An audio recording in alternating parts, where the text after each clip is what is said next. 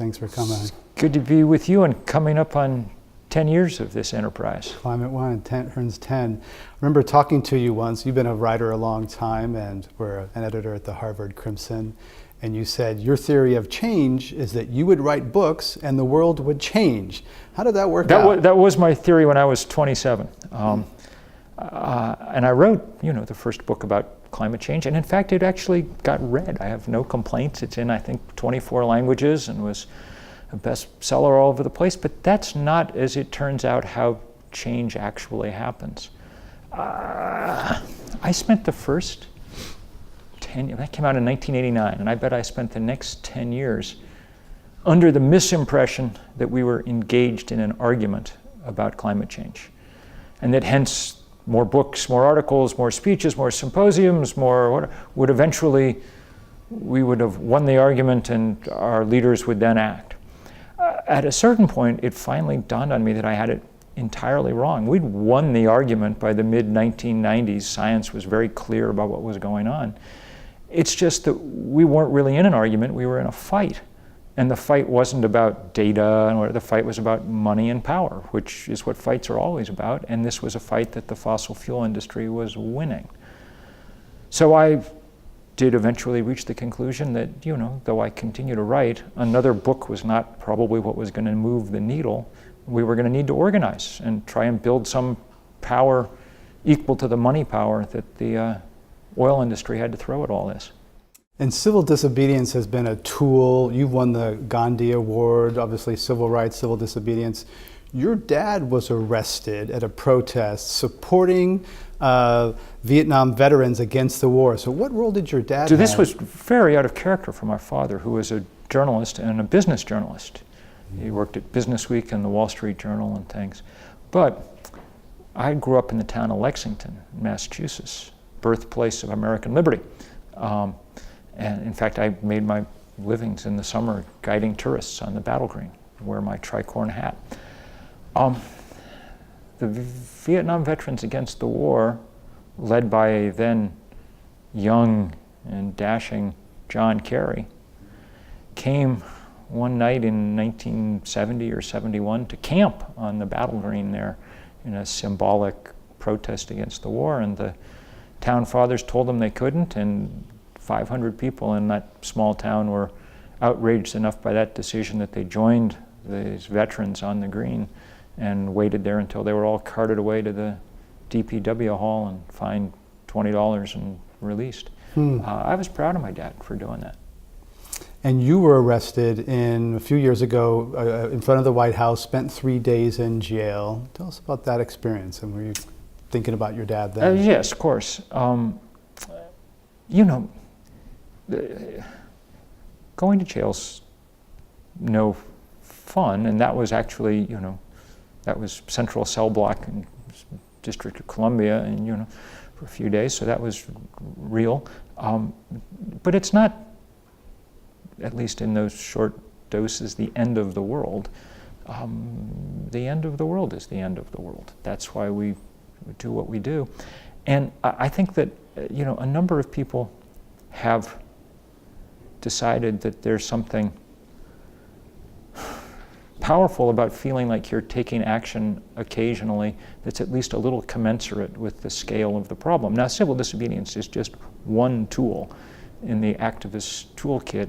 You don't want to use it very often because, like any tool, it gets dull, both literally and figuratively.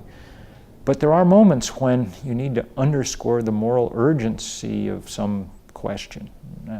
At the moment, the great example is what our incredibly brave Native American brothers and sisters are doing on the high plains of the Dakotas, trying to stand down the U.S. Army Corps of Engineers before they can build a pipeline across the water supply to their reservation. They've been met with the same kind of repression that civil rights activists were met with in the 1960s, police dogs attacking them.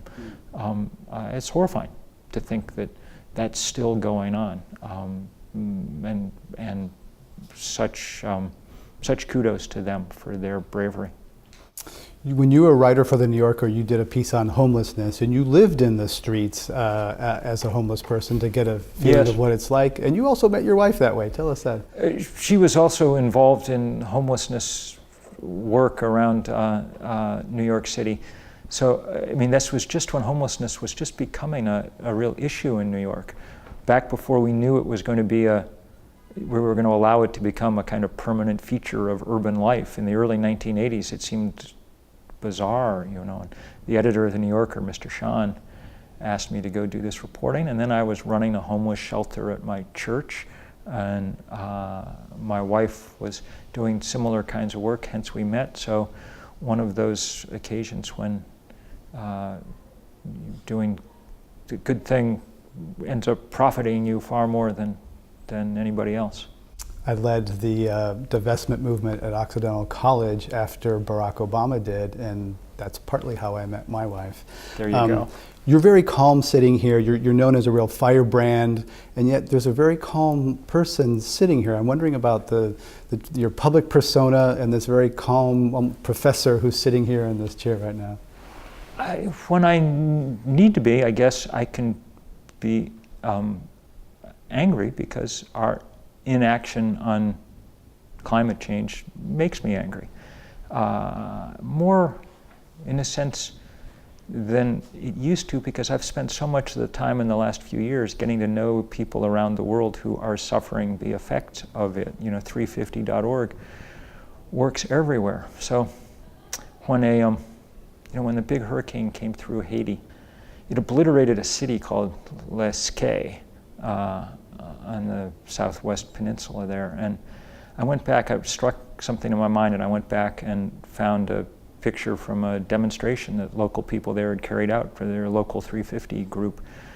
These people are probably dead now. They definitely don't have houses.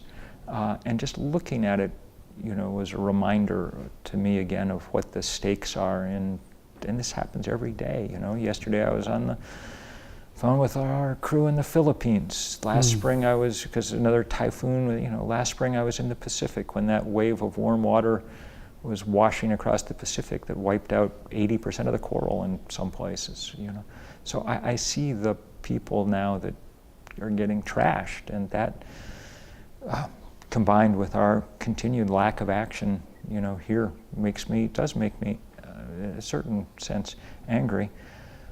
But one also needs to be hopeful about things, and there are things to be hopeful about.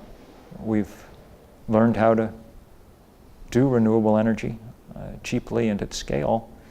If we wanted to, we could actually solve the problem, address the problem the crisis that we're facing. Let's hope that we manage to do that, You've talked about empathy for people who are affected. It didn't cause the problem. How about people who are coal workers in Appalachia, or someone who works for an oil company? And have you talked to them? Can you summon empathy for them? Sure. I mean, my mother's family is all from West Virginia and grew up in, working in the energy industry and things. And of course, in every effort to do anything about coal, that, for instance, that any environmentalist or Democrat or anything has put forward for the last decade has come with lots of money for retraining and so on and so forth. Mostly, the Republicans have refused to do anything about it, and they continue to prefer to kind of hold those workers hostage, as it were. But we can't let our desire to go on producing coal just because it's what we've done bring down the entire planet, and that's what we're talking about at this point. The physics don't allow it. The good news is, and I tried to get this across in a series of pieces that I wrote this summer, were we to go all in on renewable energy, the number of jobs that we'd produce, and good jobs, are double, triple, quadruple that with the energy what the fossil fuel industry produces. By its nature, it's a capital-intensive, low-labor industry, and renewable energy, just the opposite. The In 2014, you resigned as chair of the organization that you founded and took a step back. I'm curious about that, because some people had worried that you were kind of on a frenetic pace on a burnout path. Well, I haven't slowed down very much, but I don't have to run the board anymore, which is just as well, because I'm not very good at it. The audits and things were not, but I basically keep doing what I'm doing. But the good news is there's now many people. It's very good to have, in essence, a leaderless movement, I mean, maybe if we had a Dr. King or something, we'd be better off, but since we don't, look to you. It's not the same in any way. I think my most useful work now is holding up the work of other people, helping to identify and illuminate people doing good work all over the place. There are days when the most useful thing I do is just use the somewhat massive Twitter feed I have to point to good things that people are doing elsewhere. Climate can be depressing. If you look at the facts, you know the facts as well as anyone, it's dark. So how do you prevent getting depressed or burn out? Because climate fatigue is something that's very real. I don't always. I mean, I think it's probably a mistake to struggle against being depressed by it. I mean, it's legitimately, there's good reason to be. But it's cathartic and useful to be engaged in the fight. What's depressing is merely to be looking at it coming at you and not having some effective way to fight back. So I've found it less depressing to be in there taking some good swings. I find it to be a conversation killer sometimes. People who know, you bring it up and you're like, I don't know, I know it's bad, I don't know what I can do about it, so I'll put it out of my mind. And I think that's actually I think you're exactly right, that's been the biggest problem overall. It's such a big problem that it seems so unlikely that there's anything any of us could do that would actually affect it, that the trick to building a movement for the last 10 years has been convincing people that there's enough other people like them that there's a plausible chance that we can together get something done. I wrote a piece the other day saying, always the question I get asked most when I give a talk or something is, what can I do? And I said, it's almost the right question. You yourself as an individual really can't do much at all. I mean, yes, I've got solar panels all over my roof. I drove the first electric Ford in Vermont, those are good things. We should all be doing them. I mean, I can't imagine why anybody wouldn't, in a sense.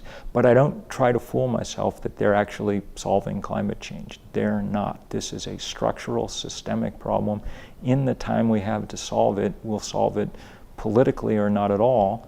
So the most important thing that you can do is not be an individual. It's to join with other people to build the kind of movements that are necessary to change the politics around this question. One most visible example of that was the People's Climate March in 2014. I was there observing. What was it like? I remember seeing Al Gore and others, Ban Ki-moon, there, surrounded by hundreds of thousands of people. What was it like to have helped make that happen and to be in it? It was great fun. It was a terrific day. I enjoyed it. I thought there were several things about it that I thought were great. One was that, the first 40 blocks of marchers were all indigenous people and frontline community, people who were really, which is how it should be. And one of my jobs for the morning was just to tell all the U.S. senators and things, no, you have to not at the front of the line. It'll be okay. Don't worry. And it was okay. And one of the other things that was great about it was that because it was such a huge coalition that had organized it, sort of as a practical result, it was hard to figure out who should be giving speeches and so on and so forth. So we just dispensed with that and marched. And the message really was the march itself. And I didn't actually talk to anybody at the end who said, darn, I wish there'd been some long speeches here. I really missed that part where someone tells me all the things I already know for, half an hour.